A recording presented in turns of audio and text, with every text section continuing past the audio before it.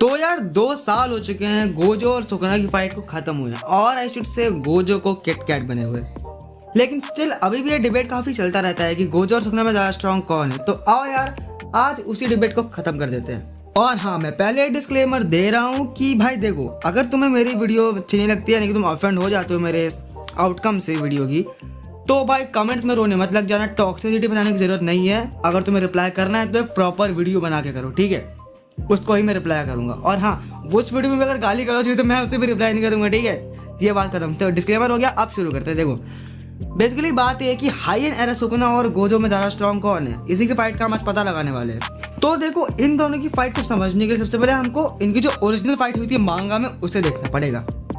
सबसे पहले उस फाइट में हुआ क्या था। दोनों शुरू करते हैं फाइट, इनका हैंड टू हैंड कॉम्बैट होता है, देन डोमेन क्लैश करते हैं, उसमें गोजो हारता है, 2 बार गोजो हारता है, 3 बार उसका डोमेन टूटता है, फिर सुकुना का डोमेन भी टूटता है, वो सब होता है। देन वो 0.01 सेकंड वाला डोमेन हिट होता है सुकुना को, और आगा आता है वो सब। एंड इन द एंड में गोजो ऑरा फार्म करते हुए 1v3 करता है, and in the end Gojo बोलता है क्योशिकी मुरासाकी।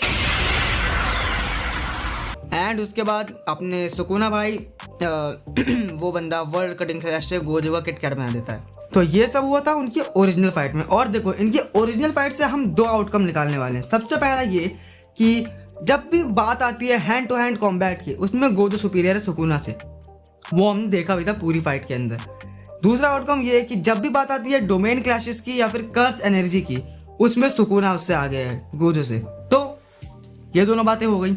अब शुरू करते हैं इनकी एक्चुअल फाइट कि इनमें जीतेगा कौन। अब देखो, मैं ऐसी बात बोलने वाला हूं जिससे आधी से ज्यादा ऑडियंस ऑफेंड होने वाली है। ये कि गोजो कभी भी हाई नेरा सुकुना को हरा ही नहीं पाएगा। उसके पास ऐसा कुछ है ही जिससे वो हाई नेरा सुकुना को हरा दे। अब पागल होने से पहले लेट मी एक्सप्लेन। देखो, सबसे पहली बात, गोजो के पास जो एडवांटेज था, यानी कि हैंड टू हैंड कॉम्बैट का, वो इस फाइट में नहीं होने वाला है, क्योंकि सुकुना के पास 4 हाथ है। भाई कैसे जीतने वाला है वो तो हैंड टू हैंड कॉम्बैट में।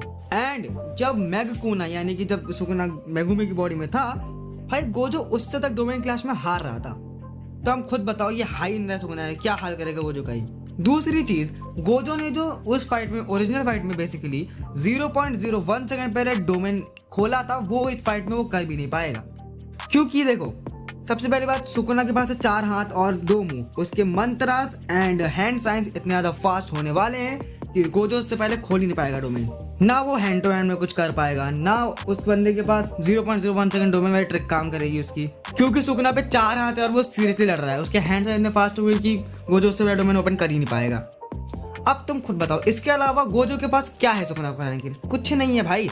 लाइक हाई नेरा सुकुना को हराना एक स्टैमिना गेम है, और जैसा कि हमने देखा था, स्टैमिना के मामले में सुकुना डेफिनेटली आगे है।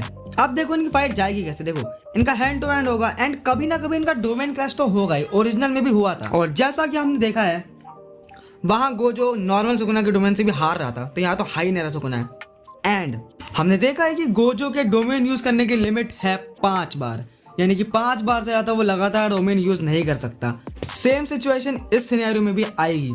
गोजो 5 बार से ज्यादा डोमेन नहीं खोल पाएगा, एंड सुकुना की कोई लिमिट नहीं है डोमेन खोलने की, क्योंकि ओरिजिनल स्टोरी में वो भी गोजो के सेम टाइम पे डोमेन इसलिए नहीं खोल पाया था क्योंकि उसको गोजो का डोमेन हिट हो गया था उससे पहले, जो कि इस सिनेरियो में नहीं होगा, क्योंकि मैंने उसका रीजन बता दिया है कि सुकुना के बाद 4 हाथ है, 2 मुंह, और शायद से वो गोजो का तुक्का लगा था वो डोमेन।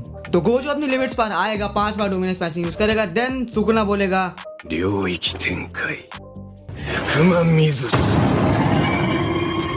एंड गोजो का वापस से किट कैट बना देगा। एनीवेज, अगर तुम ऑफेंड हो चुके हो तो गाली देने से पहले डिस्क्लेमर पर सुनने लगे, वीडियो बनाओ अगर रिप्लाई देना है तो, और उसमें भी गाली नहीं होनी चाहिए।